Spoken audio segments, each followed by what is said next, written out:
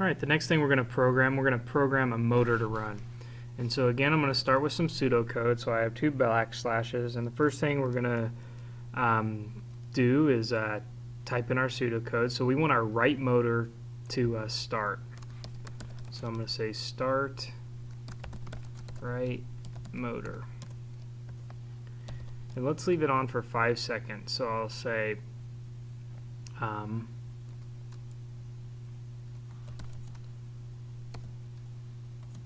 wait 5 seconds, and then let's stop the right motor. So now that we have our pseudocode written, we can go in and turn that into a real code using natural language. So I'll tab all of this over. So the first thing we want again is start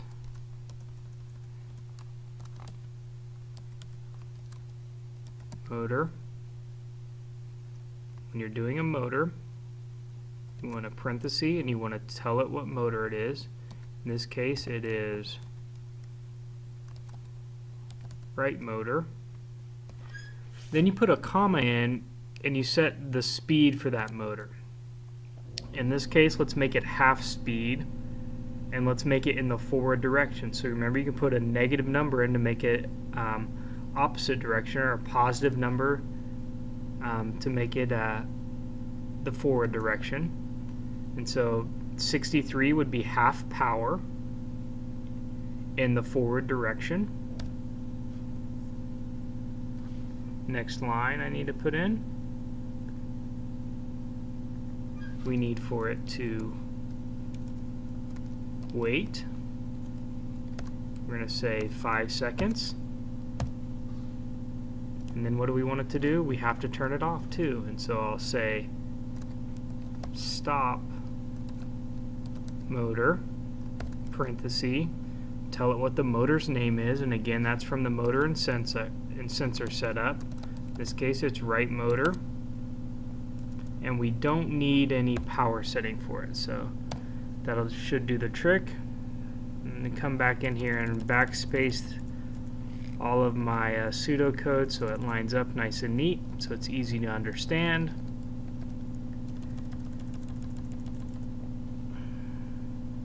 Compile the program.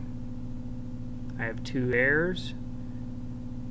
These S's should not be capitalized, and I know that from looking down here. Compile it again, download it to the robot, click start, and see if it works. So there you go, programming a motor. Now we're going to write some code that will program a servo motor to different positions. And so the first thing we want to do is we want our servo to go to 0 degrees. And so I'm just going to say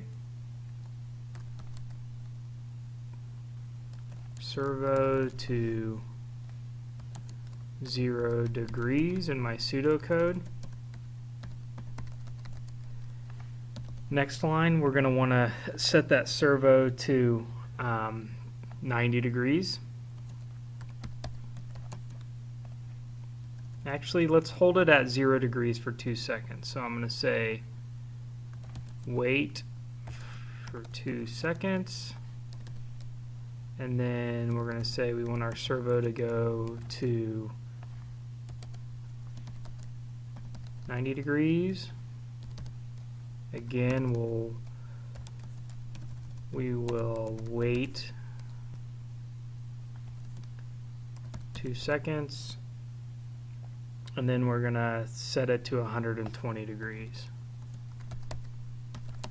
To 120 degrees, and we'll wait 2 seconds, and then in the program. So our first line of code, the natural language is set servo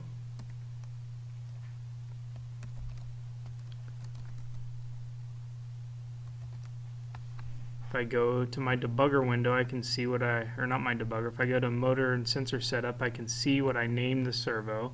I named it servo motor, so that's what I'll type in the parenthesis, comma, and then the position that I want. And so 0 degrees is -127. That's the position. So I'll end the parenthesis and then hit my semicolon to go to the next line. We will wait 2 seconds.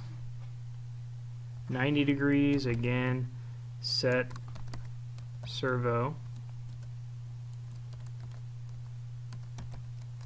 motor. This time we want it at 90 degrees, and so that's an input of 0 in the code. Again, I can wait 2, and then we're going to set servo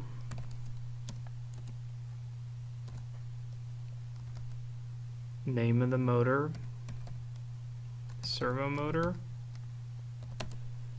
to 120 degrees, which is 127. And lastly, we will wait again 2 seconds. I'm going to go ahead and tab over my pseudocode to keep everything lined up like I always do.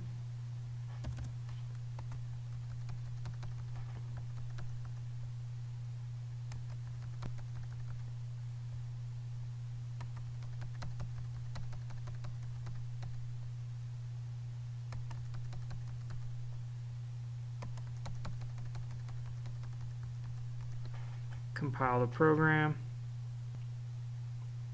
download it to the robot, start it,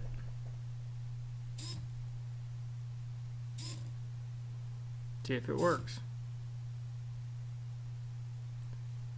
So that's how you use the servo, or program the servo.